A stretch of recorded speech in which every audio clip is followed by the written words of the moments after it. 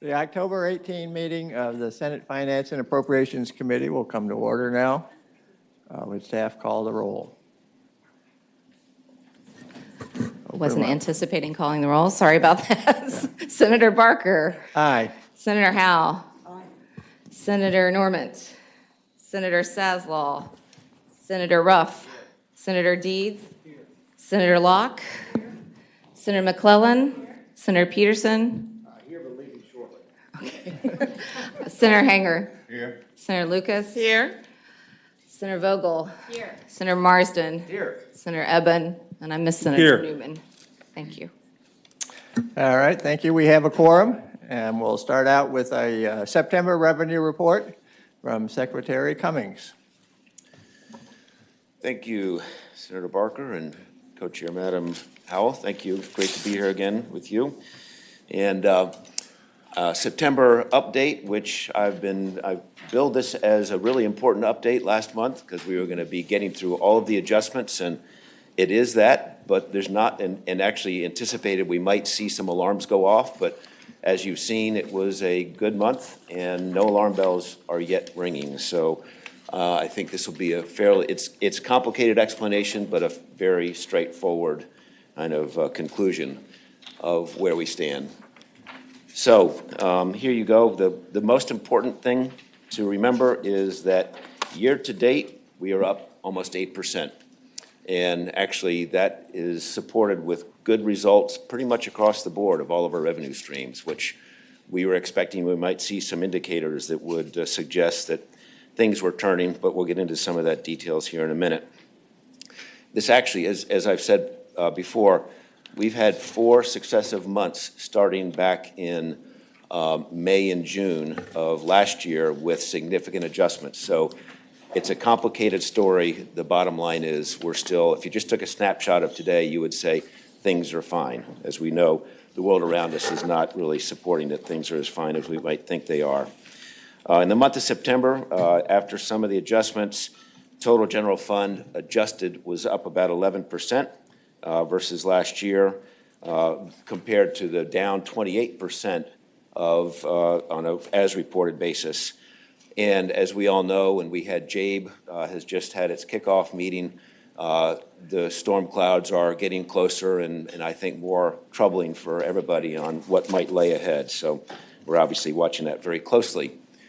Looking here at the numbers, and this is where it gets complicated, so let me try to kind of walk you through where we came in that on the adjusted numbers and how you get to that. So let's just start in the month of September, since this is the period we're now reporting to you on. And you can see, first of all, withholding, most important category, was up 0.3%, but with the adjustment to the month, if you drop down to the bottom 4 rows, you can see adjusted withholding actually for the month was up 11%. So that continues to be a consistent figure of withholding being up plus or minus 10%, showing that we still have a strong wage.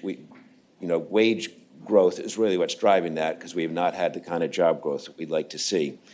If you drop next to non-withholding, the most important category for us to watch, actually for the month of September, it was up 13.6%. And for non-withholding, then you go over to where it is on a fiscal year to date, it's up 7.6%. So that 13.6% is a real number, and that surprised us. And I'm going to get to that. That's the most important number we're watching. So when I get to that page, I'll spend a little more time on it. Refunds are off the chart, obviously, because we had our rebate checks go out. And if you look at the adjustment for refunds, they're actually pretty normal. This is typically not a big month for the refunds, and your adjusted number on refunds is down 20%, and year-to-date about 13%, so nothing really surprising there. And then we go to sales and use, are up 8.7% for the month, surprisingly strong number. Year-to-date, on an adjusted basis, because of AST repeal, if you go from the 8.7% over to the bottom right for adjusted sales, year-to-date, they're up 5.7%. So still consumer spending money. I think we all know from what's going on in inflation that that at 5.7%, they're spending the same, they're getting less, given the increase in the things that are really core to what their base spending is devoted to. Corporate income tax actually up 2.4%, and this is the one category on a year-to-date basis, it's down 5%. So we've had very strong corporate tax growth over the last several years. It's been a big driver, and it's not a huge contributor on its own, but it has grown dramatically, and we're starting to see now the supply-demand imbalance starting to come into play. We've been doing, we had a first meeting with the Gaker Group. Over the last 10 days, the governor and myself have called individually all of the Gaker members just to get a pulse check, and it's clear now that things are starting to get tighter. The ability to pass through cost increase is getting tougher, and would expect that we're going to start to see some pressure on corporate tax receipts for us. But bottom line is 8% year-to-date for general fund, and in the various categories still pretty solid, which is on the next chart. Remember, the hashtag columns are last year to give you a sense of the growth that we were experiencing a year ago as we were really starting to recover coming out of COVID in the fall before we hit Omicron impact again late in the year. And you can see here the 7.6% and year to date, and for the month, 11%. So good numbers there. Here on withholding, again, as I said, continuing to be very steady and solid. And this is an area that we're really going to watch. The Fed has been very clear. They're out to crush inflation, and they're prepared to accept a rise in unemployment to do that. And I think that's a really strong signal. It's more than a signal, it's a fact that if that's a consequence, they're willing to pay that price in order to get inflation in check. So we expect another significant rate increase here in the next upcoming meeting that they'll be holding in November. And I think right now the market expects there will be another one after that unless they start to see a real impact. This is the big number, okay, non-withholding. And we were surprised to see that it was up 13.6% in September. As you know, this is the first estimated payments for the year. What we think is going on is this is the first payment of the year. Most taxpayers pay the safe harbor payment first relative to last year. So they're paying it in without doing all the work because they know they'll clean it up over the course of the year. And we all have seen, other than yesterday, what's been going on in the stock market. The S&P is down 25% before yesterday, still well north of 20% year-to-date, back to levels it was at 2 years ago. And so we continue to believe that this is the number, especially when we get to the last quarter, where you can see that's the big focus is our risk in the last 3 months of this year in this category is going to be the one that we really are going to watch closely. Before that, we're not sure we're going to see a lot of important indicators on what we might expect. And this is where we're spending a lot of time. Actually, with our JABE group, we're peeling off a subset of that group to study just this and help us to see if we can refine the models that we use to be better at forecasting this number, since it's so important. Refunds. We have a lot of happy taxpayers out there who got their checks in September, and that is, as I said, below all that, the number was nothing that was worth really talking about in terms of relative change. Sales and use, up 8.7% in the month and about 6% for the quarter. So hanging in there. You saw B of A, you may not have seen, I watched this closely, but bank earnings results. B of A was very clear. They think the consumer still is in really good shape. And they were pulling back some of the comments from other bank CEOs and their optimism that we aren't in as bad a place as others may think we are. We have a lot of economists who would disagree with that, as the sentiment's moving much more towards the upcoming recession, potential for an upcoming recession. Other sources, I've mentioned corporate tax, down 5.2% through the first quarter. And then the recordation, which is a small number, but I think is also a very important indicator that collections there are down 25%. I think reflecting what's going on in housing, what's going on in mortgage refinance, not a surprise, but this is clearly where things are going to start to build up pressure. And interestingly, talking to people on the Gaker committee, a couple who have direct exposure to housing and big box retailers actually feeling it right now. Layoffs, as they're seeing inventory starting to get corrected, and that is a classic beginning to a wave that starts to play out as demand starts to dry up and everybody starts to have to adjust inventories, which flows down the food chain. And we expect that we're going to be hearing more stories along those lines that maybe not be getting headlines at the moment. These are in here just to be updated. There's not a different story from what you've seen.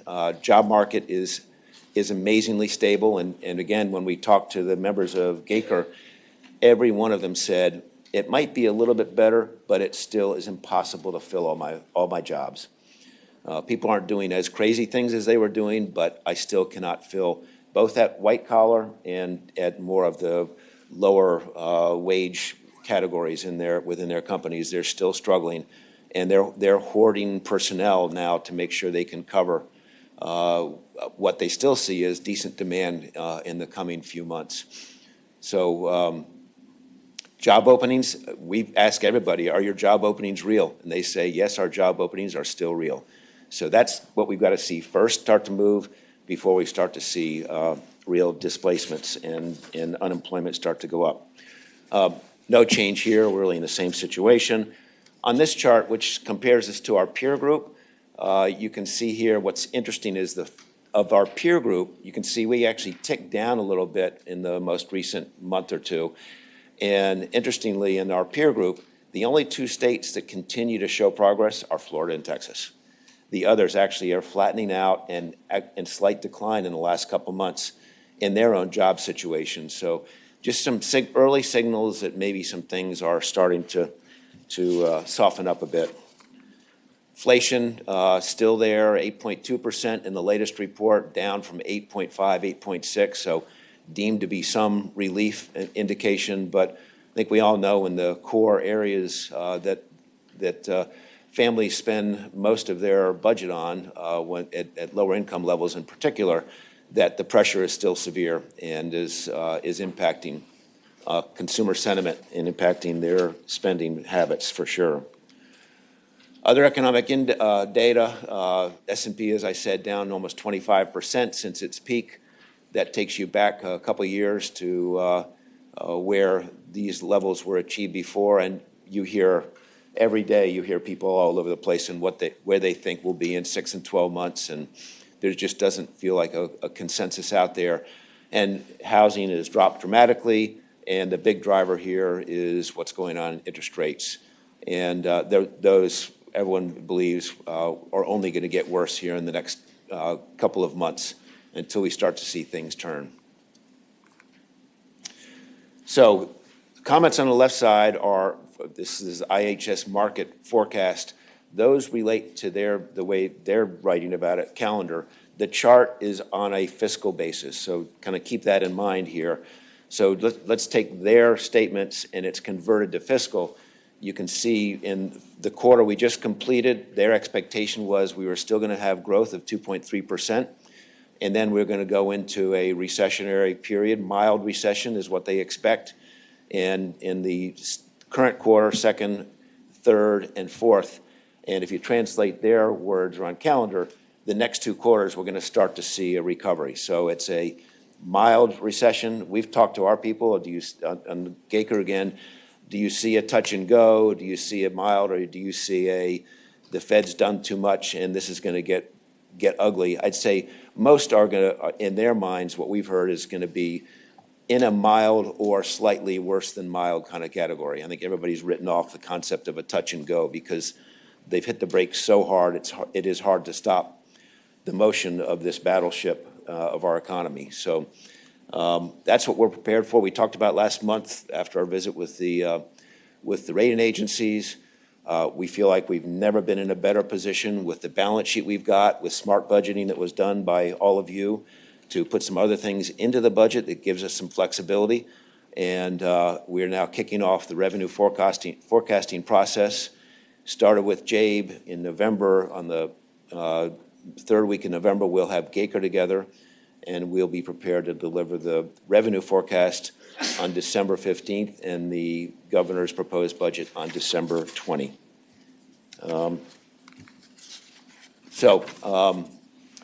Right now, I think I've really covered this on the conclusion. Solid first quarter, continues to add to our buffer, our cushion, to some extent, given the forecast we're still working with. But we have a lot of work to do to get to a revenue forecast that we think is going to really provide for a prudent, thoughtful budget that we can present to all of you for the work coming up in January and February. So that concludes my remarks. I think you know the calendar that we've got ahead of us. So ready to take any questions? Mr. Chair.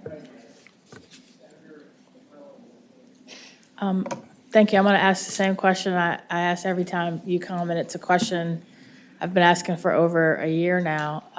Have we done any kind of further analysis on why the job market is, why people are leaving the job market and not applying for all of these jobs, even though they're available? I wish I had a scientific answer to that, because we continue to ask the same thing, and everybody says it's a combination of things. It's childcare, it is people retired, it's people who have left the workforce, left the state, that have gone. We still have industries. For us, the three industries that are causing most of our decline that have not returned are hospitality and hotel, entertainment, it's other services, and then state and local government. Those account for 80% of the job losses, and a lot of people in those sectors have not chosen to or not found other jobs, which is shocking given the open jobs that are out there and what you hear from every employer on how hard it is to find people to fill their jobs. And follow up. Certainly. And are the people that you're talking to seeking unemployment, or how are you getting that anecdotal data? Well, the data on where the job openings still exist is available, but No, on the reasons. The rest is anecdotal. Okay. It's just asking a lot of smart people who are around this world what they think, and it comes back to that consistently. Have not seen a good study. Mr. Chair, this is more a comment than a question, I guess, but I would hope, Jay Lark is pretty smart. We've been asking this question for over a year. Things haven't changed as far as why there are certain jobs that people just aren't applying anymore. I think it would be helpful if somebody could figure out a way to do a study of exactly the reasons and whether there's anything that we can do from a public policy perspective to encourage people to apply for those jobs, because it's been over a year, if not two, that this has been an issue, and we don't seem to have any data. All right, thank you. Senator Norman. Mr. Secretary, based upon the revenue forecast that you have fiscal year to date and the mild or slightly greater than mild recession that the experts are anticipating, are there any preliminary thoughts from the administration's perspective on where you might be going on new funding? Honestly, too early to say. We're doing scenario building right now in advance of having the work from Gaker, but we have not come to a conclusion yet of what the opportunities might be beyond what we already know in the stuff that I covered last month on the existing surplus and what revenues might add or detract from. Mr. Chairman, based upon your extraordinary fiscal background and experience that you've had, and also the governor coming out of the positions that he had, I thought perhaps a crystal ball might be clearing up just a little bit so that we on this end might have a little greater perspective, but I appreciate. We certainly know where the risks are. In my mind, the risk, where the risk is in this forecast is in the most difficult area to predict, is the non-withholdings. And that's something that I wish we had a good crystal ball to do that, but it's going to be budget, it's going to be scenario planning on what the risk, the range of risk might be and how we respond. All right, well, just let us know when you find that crystal ball. But, We'll all go and make some bets Senator together. Marston. Thank you, Mr. Chairman. With the sales and use tax, which is going up, 8.7, that seems to be great news. Do you have any sense of where that's trending in terms of brick and mortar types of sales versus online and the delivery world we're in right now? Do you have a sense of where that's? I don't, but I could check and try to get more information on that. Yeah. Yeah, I would appreciate it if you could get back to us on that. And I will. Yep. All right, thank you. Senator Eben. Thank you, Mr. Chairman. Thank you for the presentation, Mr. Secretary. I wanted to take advantage of the timing of your appearance today in that I know that you're busily crunching numbers for the budget that'll be presented to us in the coming weeks or months. And I appreciated the governor's announcement that he wants to build on the work that this committee started in more adequately compensating our public safety personnel, which I applaud. But I'm hoping that that he will equally focus on our mental health system, on salaries and retention in that area. And I don't know if you have any announcement you'd like to make on that today, or if you just want to take it under advisement. I will carry that message back. I don't have an announcement for today. Thank you. Thank you. All right, thank you. Are there any other questions anyone has? All right, thank you very much. And Thank you. We'll invite you back as long as the news is this good, so. Thank you. Next, we have the update on implementation of the tax policy actions. And Tax Commissioner Craig Burns will cover the status of the rebates, and then we'll get some additional things on other issues.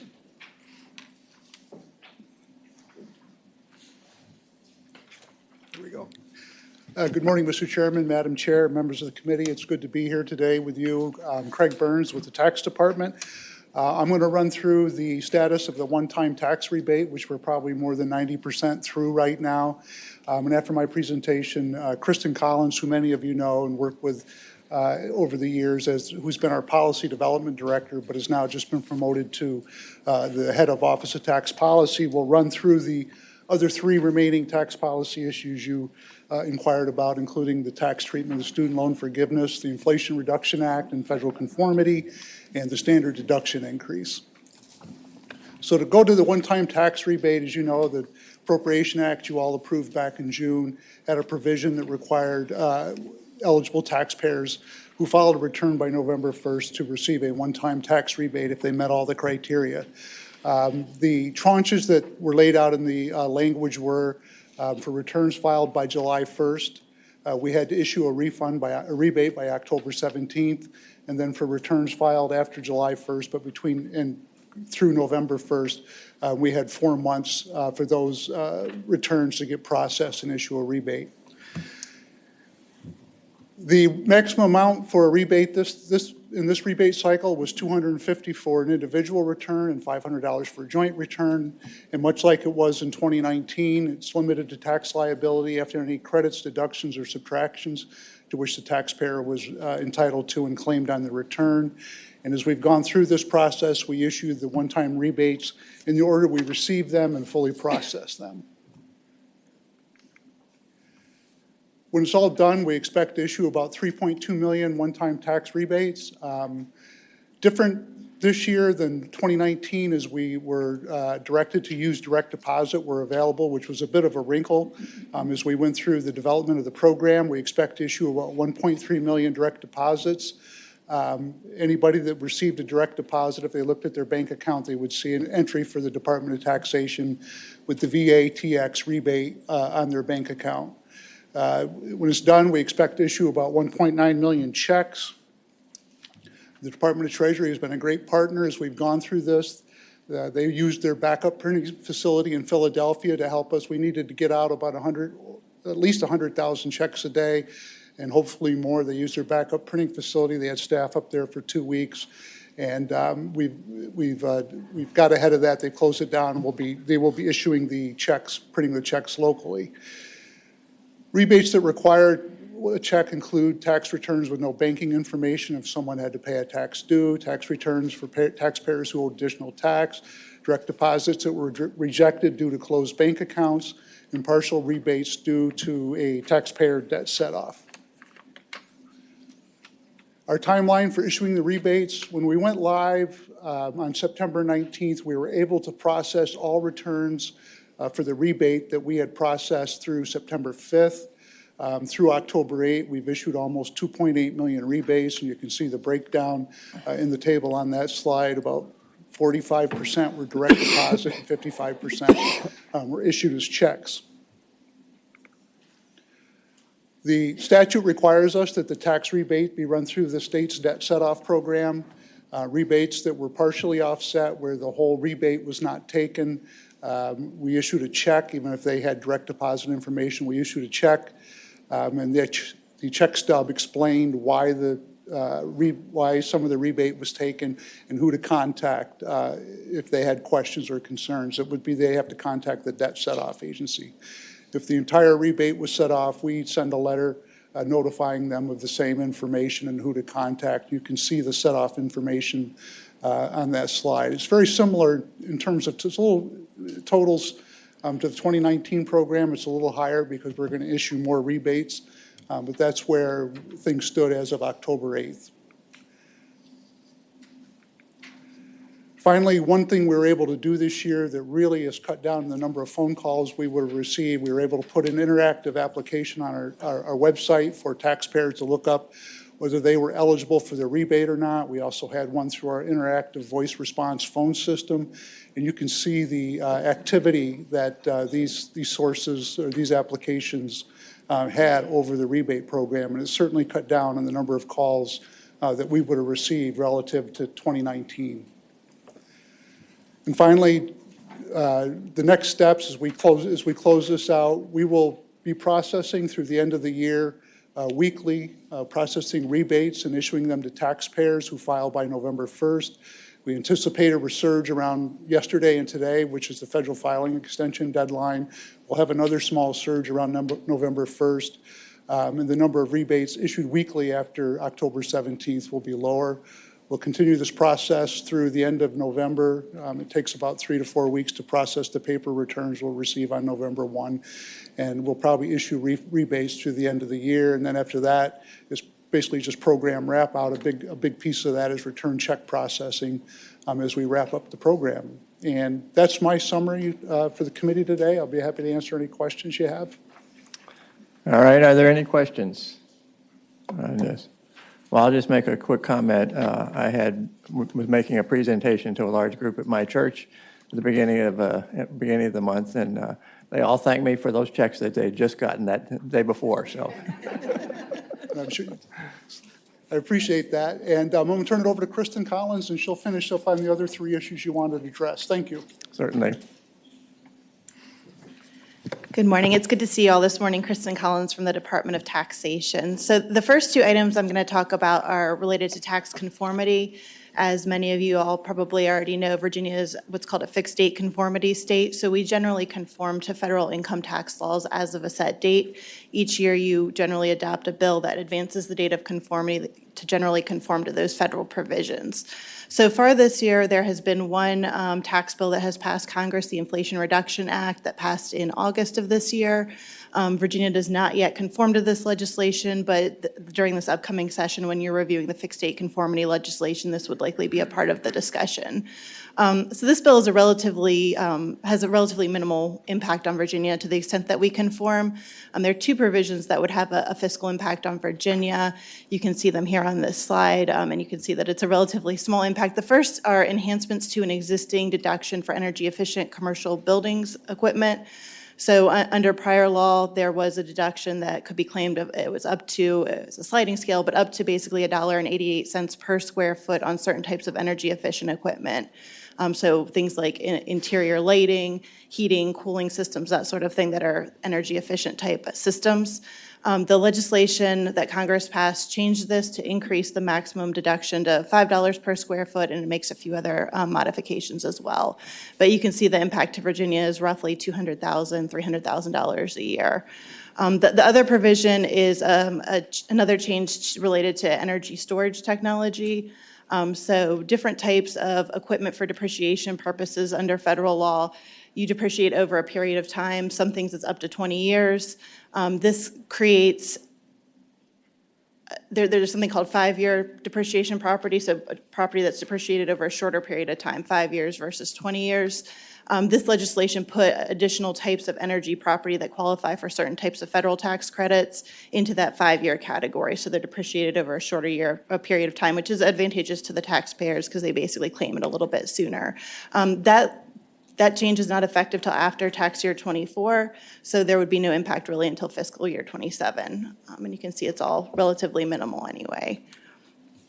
In addition to the two changes that would have a fiscal impact on Virginia, I do want to raise one other issue that is a provision that was extended by Congress.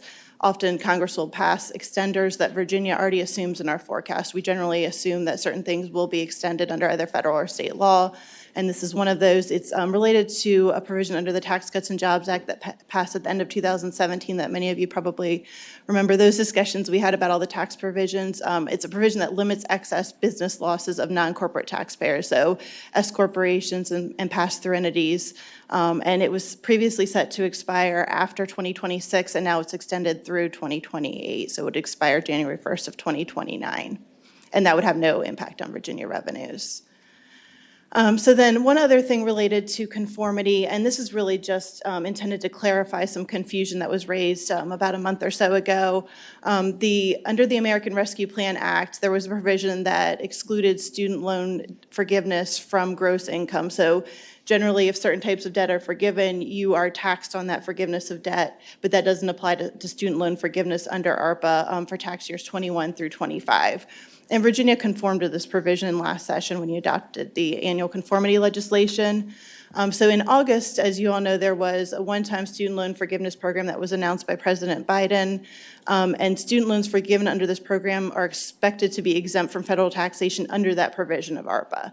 So for federal purposes, any debt forgiven under this change would not be taxed. And because Virginia already conforms to that provision of ARPA, you would also not be taxed for Virginia purposes. So there were some articles that came out about a month or so ago that listed the states where you could be taxed, and Virginia was listed, and that was not accurate. So it would not be taxed under Virginia law to the extent it's exempt under federal law. So those are my two conformity updates. And then are there any questions about either of those, I guess, before I move on to the standard deduction? Okay. Go ahead. Okay, thank you. So as you all know, the standard deduction was increased during the 22 session from $4,500 for a single individual or $9,000 for joint filers to $8,000 or $16,000 for joint filers. And this is effective beginning for taxable year 22, and it's set to expire after taxable year 25. And so the budget was adjusted to reflect the revenue impact of that increase to $8,000 or $16,000 for joint filers. The withholding tables were updated to reflect this increase on October 1st of 2022. Legislation was a little bit late passing. It was in June, so it was updated for the last quarter of calendar year 22. And our forms and our systems have been updated to assume that increase of the $8,000 and the $16,000. And as under prior law, after taxable year 2025, it's set to revert to what the amounts were before 2019, which was the lower $3,000 and $6,000 amounts. However, as you all are also probably aware, if certain revenue targets are not met for tax year 22 or for tax year 23, the increase would be reduced for each of those years, whichever one the revenue targets were not met for, to $7,500 for a single individual or $15,000 for joint filers. So for taxable year 22, it's contingent upon our agency certifying annual revenue growth adjusted for the impact of the tax policy changes of at least 5% for the first half of the fiscal year, so between July of 22 and December of 22. For tax year 23, it's a similar provision, except for it would be based on all of fiscal year 23. So we are continuing, we're starting to evaluate revenue collections relative to this contingency clause. It will be pretty tight, if it is not met by the end of the year, we have a pretty tight time frame for, making adjustments before filing season. So we're starting to monitor that now and should be able to provide an update by the end of the year. So any other questions on any of that? All right, thank you. Anybody have any questions? All right, thank you very much, Kristen. So, all right, the next we have overview of state employee teleworking report. Good morning. My name is Janet Lawson. I'm the new agency director for the Department of Human Resource Management. I'm pleased to be here this morning to present to you all the telework report that was issued September 30th of this year. And as background, hopefully you can read this. In the 2022 Special Session 1, Item 86, Section K, Department of Human Resource Management was required to compile data related to the number of employees teleworking and the number of days per week such employees telework by agency. Specifically, the data was to include the number of employees teleworking and days per week as of calendar year 2019 and the percentage of overall agency personnel complement such employees represented. Second, the number of employees teleworking in days per week such employees teleworked from March 2020 through July 4th, 2022, and the percentage of overall agency personnel complement such employees requested. And finally, the number of employees approved for teleworking and the days per week such employees telework under the standard telework agreement effective July 5th of 2022 pursuant to DHRM policy 1.61 and the percentage of the overall personnel complement such employees represent. So I am pleased to provide a quick summary of the data that we'll be reviewing a little bit more in detail here shortly. In 2019, the telework data that was recorded in the HR system of record was based on remote work categories. It was consistent with the telework policy in place at that time. The data was not recorded by count of days, so we are only able to actually present total number of employees that were approved to telework. They were broken down by categories to include full-time teleworker. These are those who telework all or a clear majority of the planned work schedule. A hybrid teleworker is someone who teleworks a minimum of 32 hours or more per month, but less than full-time. And then a limited teleworker is someone who teleworks consistently less than 32 hours per month on a limited, sporadic, or task-driven basis. What you will see in the next few slides will demonstrate that as of September 7th of this year, which was the last time we pulled data from our current system of record, we have 42% of classified executive branch employees that are deemed eligible for telework. Of those that are eligible, 66% of those employees have an approved telework agreement in place. This is significantly higher than those employees eligible in 2019, which at the time was 26%, and those who were approved in 2019 were 37%. Again, the next few slides will show the details of each year. This is also exceeds the requirement in Code of Virginia Section 2.2-2817.1, which in January 1st, 2010, the requirement was 20% of eligible positions being approved to telework. So the next few slides will demonstrate by year, by calendar year, the actual data of employees, positions approved to telework, along with those percentage of employees that were actually teleworking. So the top of the first slide shows 2019 telework summary. Of those classified employees, which was 58,838, 26% were deemed eligible for telework. Of those deemed eligible, 37% actually had an approved telework agreement in place. And we've broken down by those three categories: full-time teleworkers at 4%, hybrid teleworkers at 19%, and limited teleworkers at 14%. Looking to the second half of the page was 2020 telework summary. In that year, we had 28% of those classified employees that were eligible to telework had a telework agreement in place. Of those, 28% were eligible, positions were eligible, 38% were actually teleworking.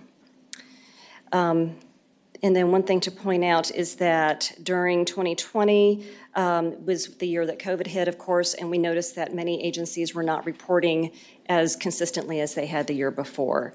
So our data is based on what was entered into our system. The next slide shows 2021 and 2022 telework data. We'll start at the top with 2021. And this goes through September of 2021, and it'll be due to the change in HR systems of record that took place beginning in September of 2021. So through 2021, we had 29% of positions were deemed eligible for telework. Of those, 42% of employees had an approved telework agreement in place.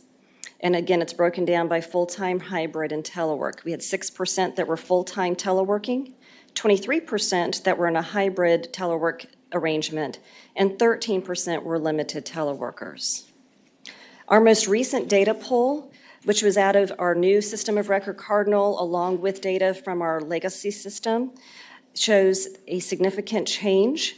So as of September 7th of this year, we have 42% of classified positions deemed eligible to telework.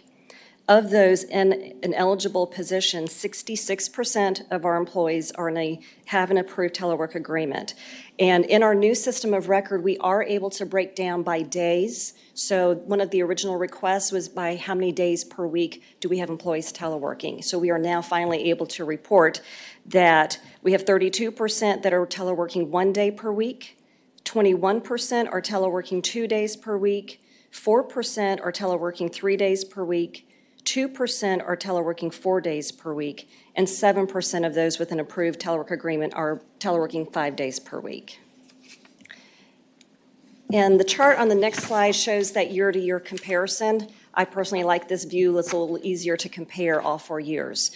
So between 2019 and 2022, you'll see we went from a 26% positions deemed eligible for telework to now 42% that are deemed eligible to telework. In 2019, we had 37% of eligible employees with an approved telework agreement, and today we have 66% of our employees approved to telework. And that concludes my presentation. I'm happy to take any questions you may have. Yes. Senator Deeds, you? Well, I just want to make sure I understand. I apologize, Senator Norman, if I'm jumping in front of you, but I just want to make sure I understand that when you talk about the 66%, you are not talking about the total, 66% of the total classified employees. You're talking about a smaller, a subset of that that's about 40% of the total classified employees. 66% of the total classified employees have a plan to telework. It's 66% of those eligible to Right. telework. So if you look at let me go back to the previous slide, I apologize. So that's only about 31 or 32% of the total classified employees. Correct. So Okay. looking at the actual numbers, let me go further, if you can read this. So as of September 7th, we have a total of 55,588 classified employees. Of those, 23,185 were deemed eligible to telework, which is roughly 42% of our workforce, classified workforce. 66% of those, which is the 15,338, are actually in an have an approved telework agreement. Senator Deeds? The numbers that flow below that are a percentage of the 66%. Yes, correct. All right, thank you. Senator Norman? Thank you, Mr. Chairman. I expect I know the answer to this question, but are there any metrics that have been able to be tracked and accumulated as to whether or not this teleworking has impacted productivity and performance? Not that I have seen.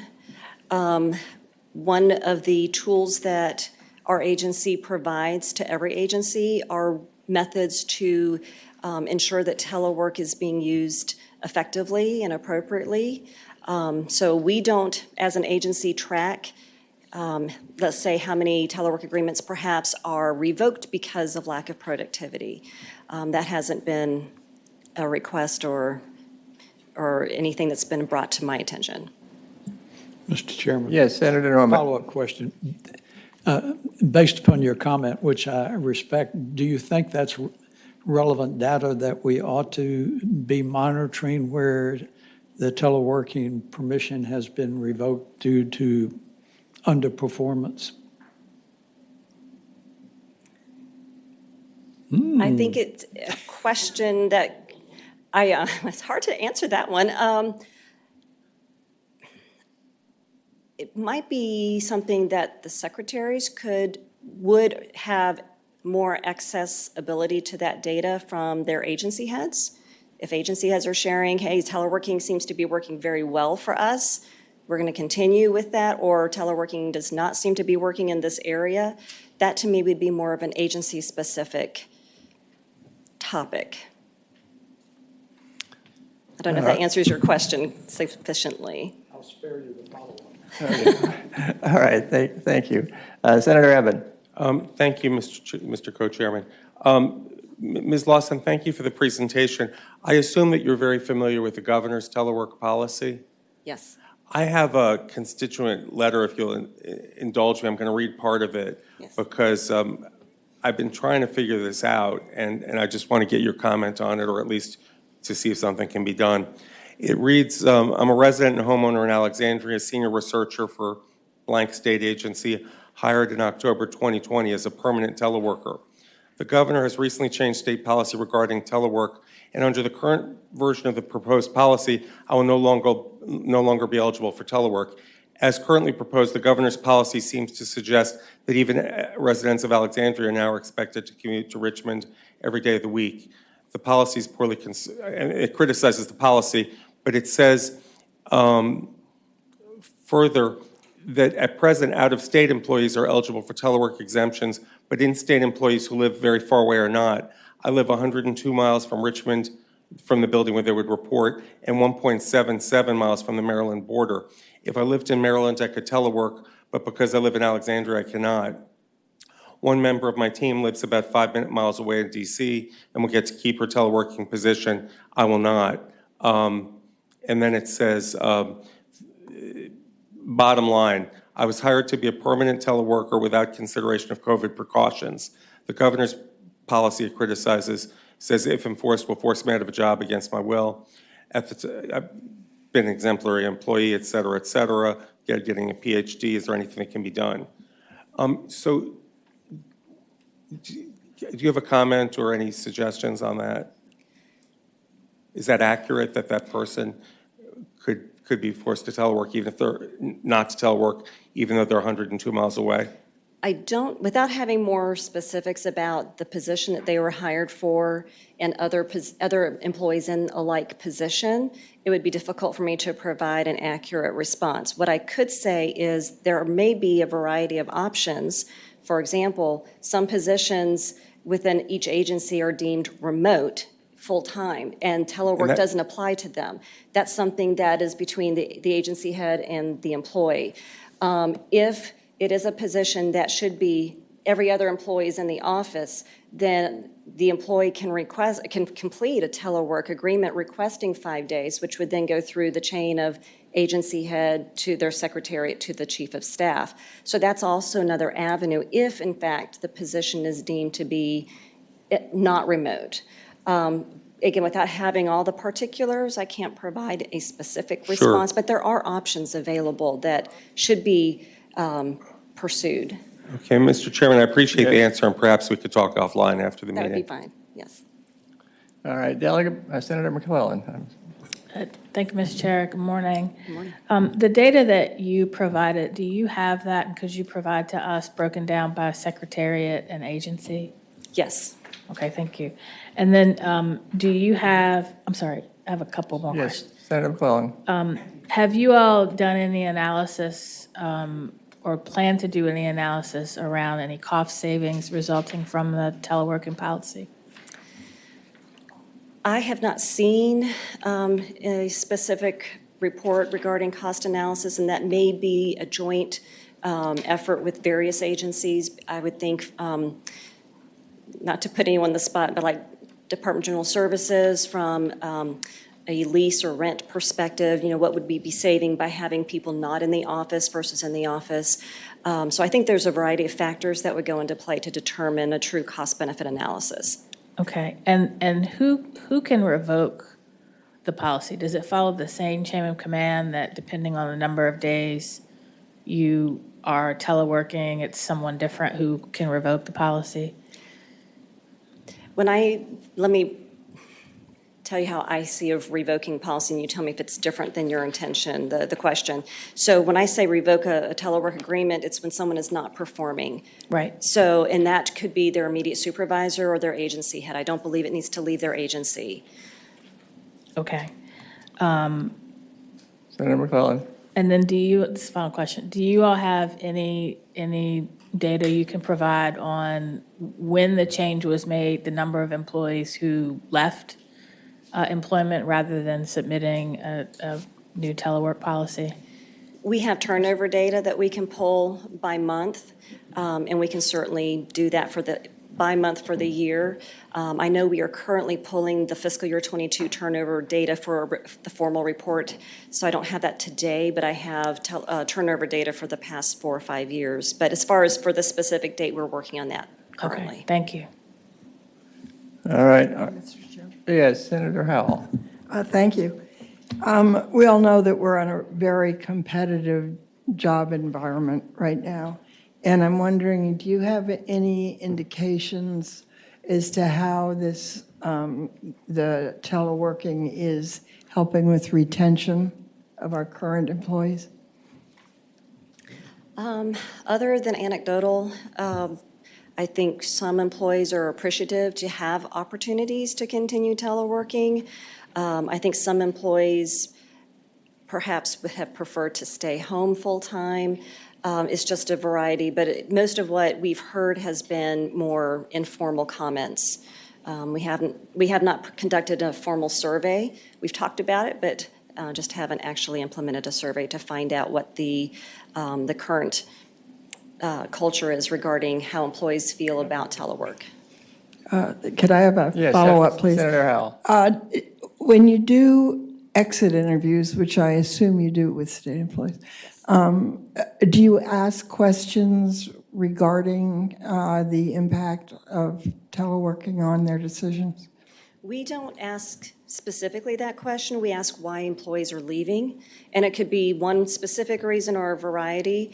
Telework is not a specific reason. There's probably, I'm guessing, 15 categories, whether it's other job, relocation. We saw a number of retirements where employees had deferred their retirement until this year.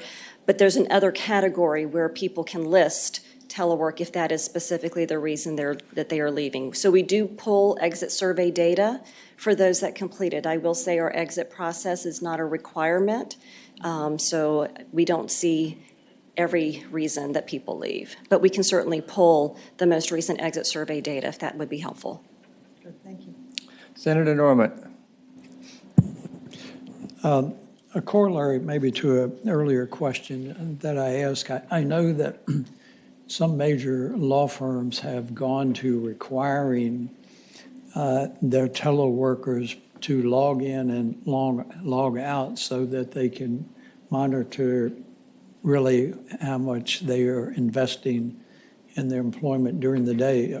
Is the state doing anything like that, or do we just allow the teleworkers to adjust their day and performance accordingly? I'm not aware of any statewide requirement. There may be some agencies or specific positions that have requirements, but I'm not aware of anything formal. Thank you. Thank you.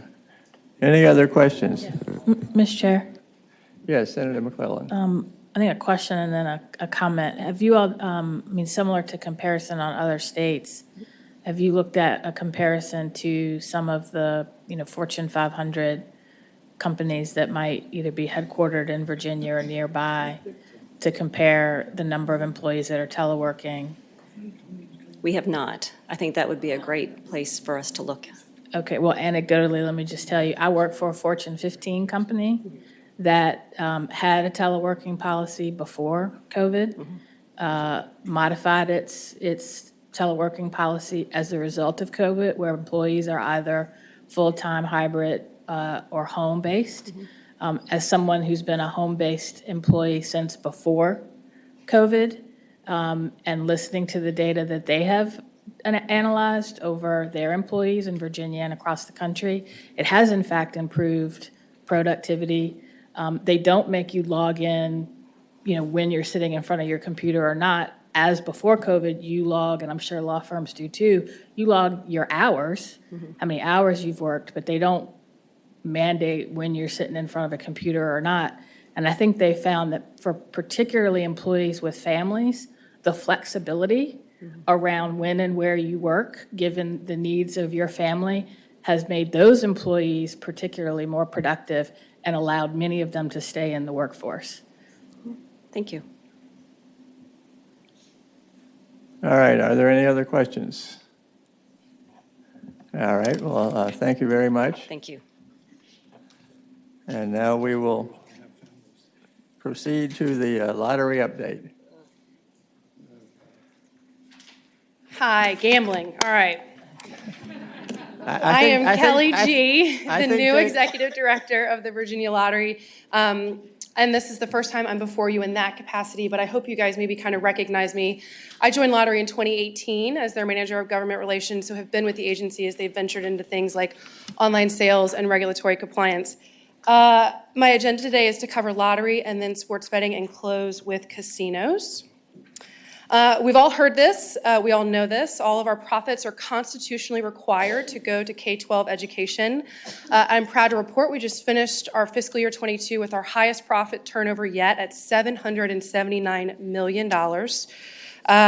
And I know that that sounds like a lot of money, because it is, but I always have to remind myself that lottery makes up about 10% of the entire education budget. So we are just one slice of the larger education funding pie, but it really drives what we do every single day.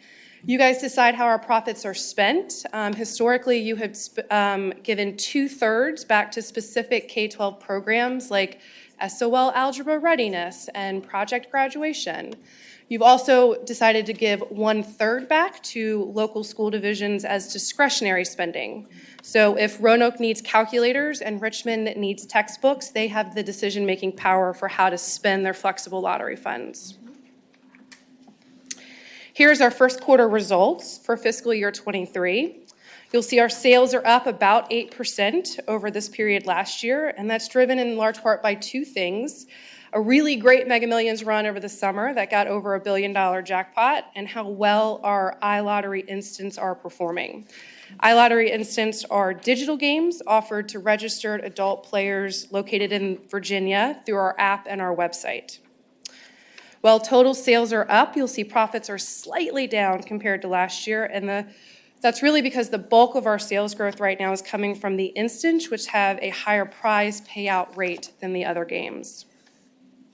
We have noticed a softening in our retail sales that really began back in January of the calendar year. It's been felt most noticeably in our scratch sales. Anything that impacts the retail space where we sell our product impacts our sales.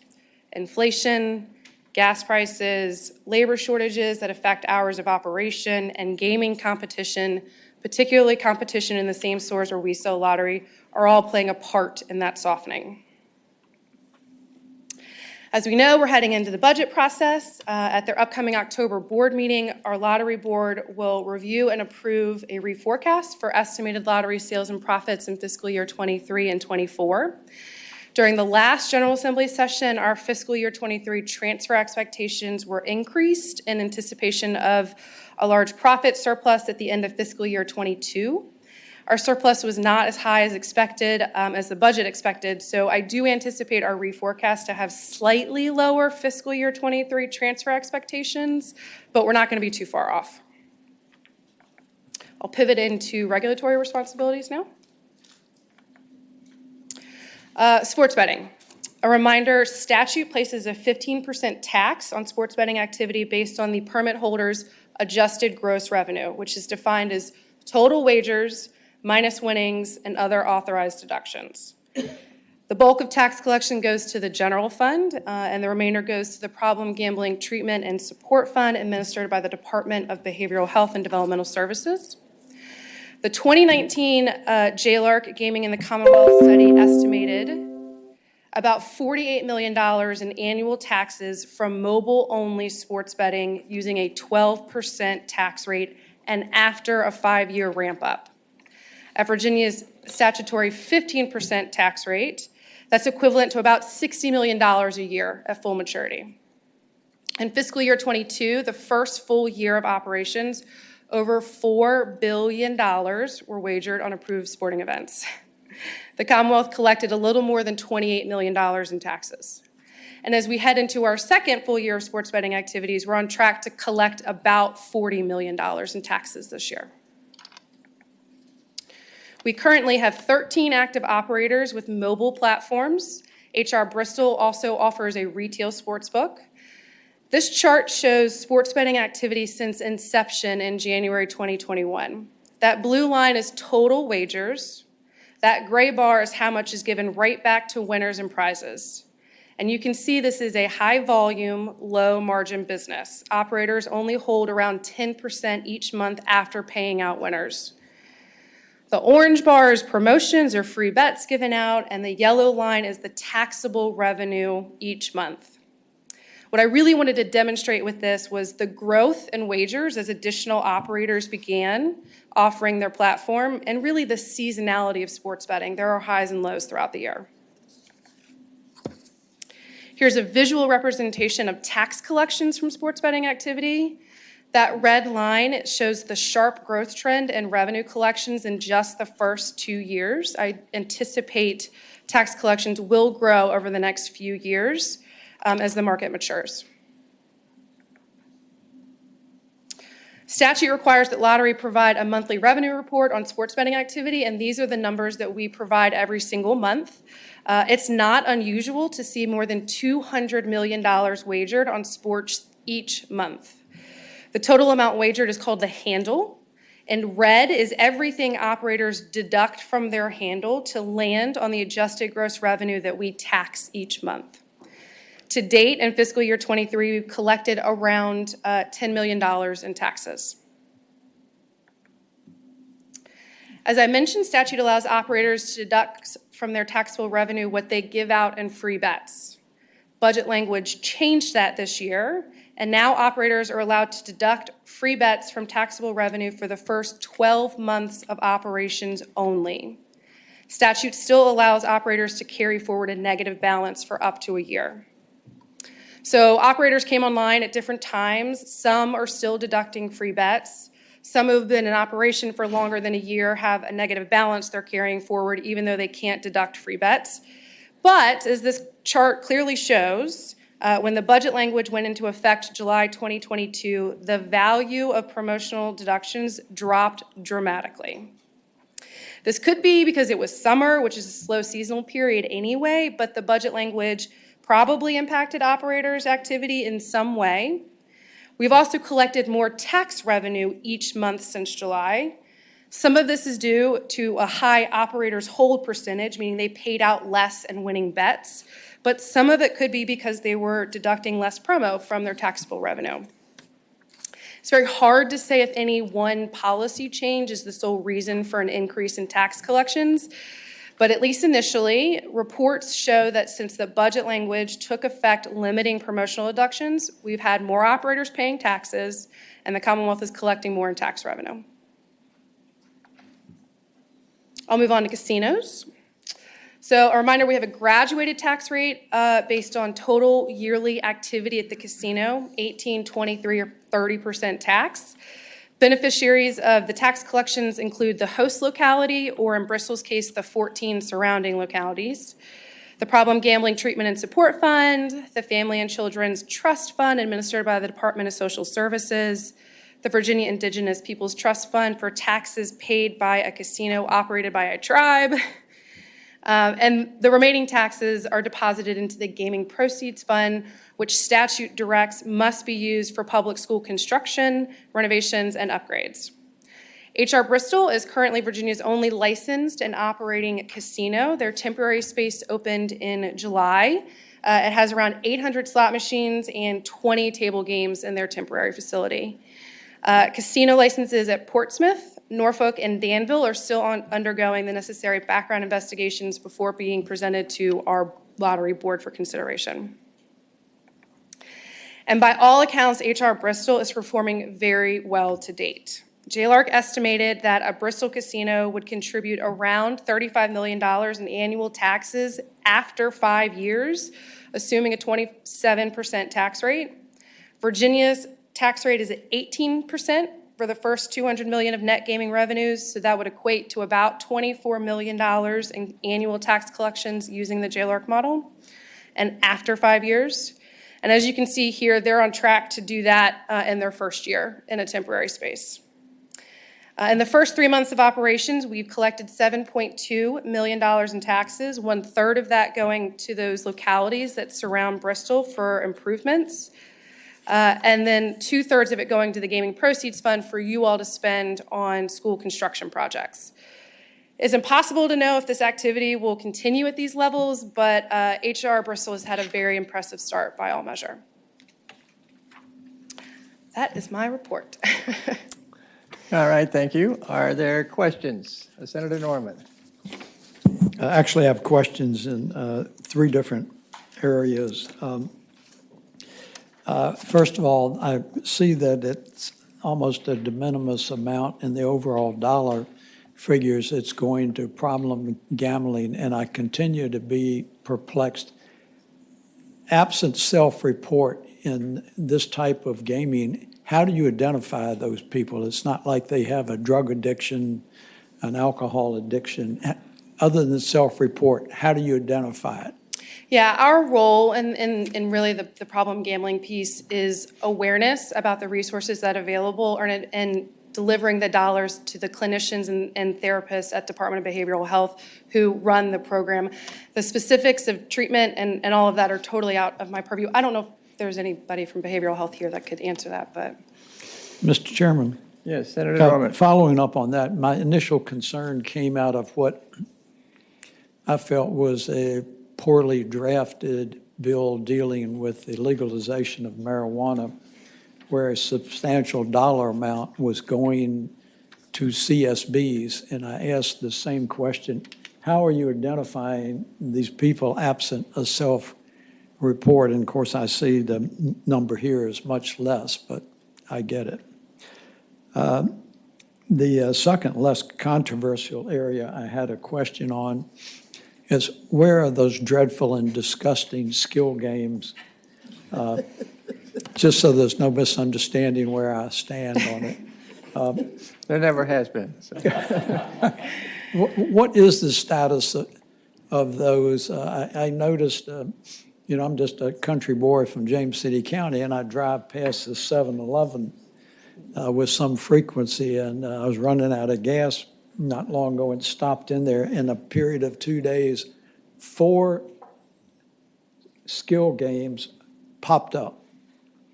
And you never can make any conclusions by observation, but I would just say, based upon my layman's observation, the 4 people in front of those machines had no business being in there playing them. What is the status of that? Yeah, so there is pending litigation that the Attorney General's office is handling. The lottery is not a party to that litigation, but as I understand it, a hearing is set for next month. Mr. Chairman, you may not directly be a party, but you are indirectly impacted by it because there's avoidance of any monies going to public service and public needs. So you may not actively be a party to it, but you certainly are indirectly impacted. So I know you're an incredibly persuasive young lady, and I've always marveled at that. So I'm hoping that you will encourage the Attorney General's office to move forward with persistency on that so that there is some fairness and equilibrium out there. So I thank you in advance for that. The third area I had. Yes, Mr. Chairman. thank you. On casinos, that continues to be a rather interesting topic. And of course, the only performance that we have to date is out of Bristol, which I think has been pretty surprising. I think I was told they've employed more than 600 people out there already. Yeah, I think that's right. And, lottery, we've hired 12 or 14 people for on-site 24/7 compliance monitoring. So we've got lottery staff there full-time as well. Okay. Mr. Chairman, I realize this is something of a policy question, but some of my friends from the Northern Virginia area on a number of occasions have suggested to me that we're missing a very viable market up there as Virginians drive across the Potomac to spend their dollars. I realize that you're still getting your feet wet on this, but do you perceive any resistance to perhaps an opportunity for Northern Virginia to pursue a casino license? Do I know if there's a market up there? I'm not sure. I know if you guys decide to put one up there, we'll license it and we'll do it the right way. Nice deflection. Thank you, Mr. Chairman. I learned from the best. All right. Senator Lucas, do you have a comment? Okay. All right. Any other questions? Mr. Chair, I've got one. Yes, Senator Deeb. Yesterday, there was a JLARC report that suggested that lottery take over just about all the gambling. Why stop there? Have you done any overnight analysis of what kind of investment that would take in the lottery in terms of personnel, or what sort of beefing up you need to do to take on the other forms of gambling? Yeah, we worked very diligently with JLARCO this summer. I really appreciate how thorough they were in understanding our gaming compliance regulatory scheme, and recognizing that it's founded in transparency and integrity and industry best practices. We will apply that very high standard if we are given any additional responsibilities. I think the JLARC report said, in addition to moving the existing staff from the agencies that they recommend moving over, an additional 20 to 25 staff would be needed at lottery. I think I'd be remiss if I didn't just say, if we are asked to do this, we will do it, and we'll do it in the right way. But we have a lot on our plate right now with licensing casinos and coming up on the sports betting renewal process for the very first time. So the appropriate resources and staff are key to our success. Thank you. Any further questions? All right. Thank you very much. Is there anything further to come before the committee? Is there? Mr. Chairman? Yes, Senator Just Marshall. wanted to remind folks on the Economic Development and Natural Resources Subcommittee, we'll be meeting at 1 o'clock still over at the Economic Development Partnership. And just wanted to let everybody know we're going to be doing that, and should be fun. Thanks. All right, thank you.